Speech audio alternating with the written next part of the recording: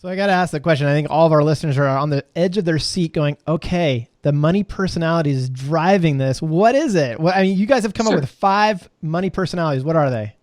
Well, let me just start off by saying that there really are 25 different combinations. Oh, no. I was hoping you weren't going to say that. See, because that's way too complex. Right, exactly. And so I think what happens sometimes is people want to go just to their primary and think about just their primary, but it's really your combination of both. So let me give you an example because I can cover 4 of them here. 3 of them actually between us. So we're both primary spenders. Okay. Now spenders. Spenders are the people who like to spend money on themselves, but they also like to spend money on other people. Those gift givers, you know, when you go to a party and you say no gifts, please, but they bring a gift anyway. Right. I mean, those are your spenders. Yeah. So we're both primary spenders. That's one of our money personalities. But secondarily, we're totally opposite. I'm a risk taker, which means I like adventure, I like change, I like new, I like different, I like go for it. That's kind of my mantra is let's do it. Why not? And Scott is a security seeker.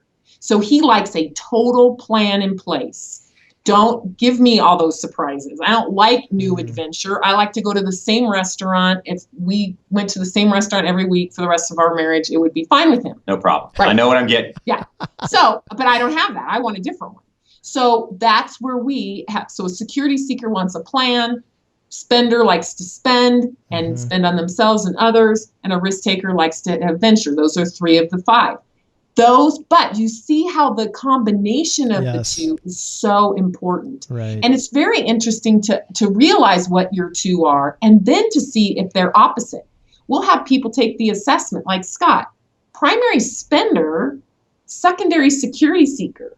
What? Yeah. We have people who are primary spenders, secondary savers. So is he conflicted inside? Yeah, it's absolutely. So when we're speaking in front of large audiences and takes about 30 minutes to explain something called the opposite dynamic, and it's where you have one money personality on one side of the spectrum and another money personalities on the opposite side of the spectrum. Before I even explain it, I can ask an entire crowd, does anybody here deal with buyer's remorse? 70 to 80% will lift their hands up and I go, you have something that I'm about to explain called the opposite dynamic. Because what that opposite dynamic is, I spend money, but then on the way home, she's ready to throw me out of the car because I'm regretting every single purchase that we made.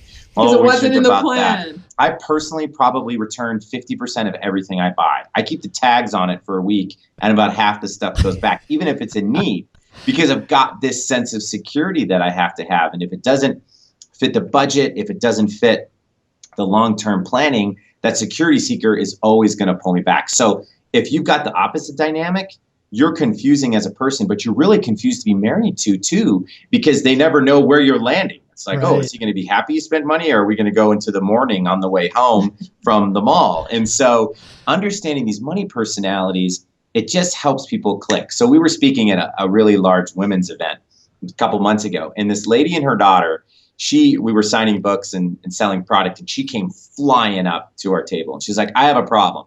So I'm like, okay. I said, can you hold on a second? And I said, how can I help you? She goes, well, during your presentation, I took the assessment. And I'm like, well, thanks for listening. But what'd you find? And she says, well, it says I'm a primary spender and a secondary saver. And that just doesn't make any sense. I turned to her daughter. I said, what is her favorite thing to do on the weekend? And she goes, well, we both are this way. We love to shop. Like we hit the shops at 8 o'clock. And I turned to her and I said, have you ever spent full price for something? You would have thought I swore in church by the look on her face. She just got this ghastly, and she was like, well, no, of course not. We always start at the clearance racks. I was like, did you hear what you just said? And she smiled, laughed, and walked away. There wasn't even a goodbye. But, she's like, oh, I get it. It's like, oh, okay, yeah, right. You were right. That makes me mad. So she left. But that's what we deal with. And that really happens as couples. If I'm a primary saver and she's a primary spender, we are going to butt heads about every 30 seconds with everything that we do.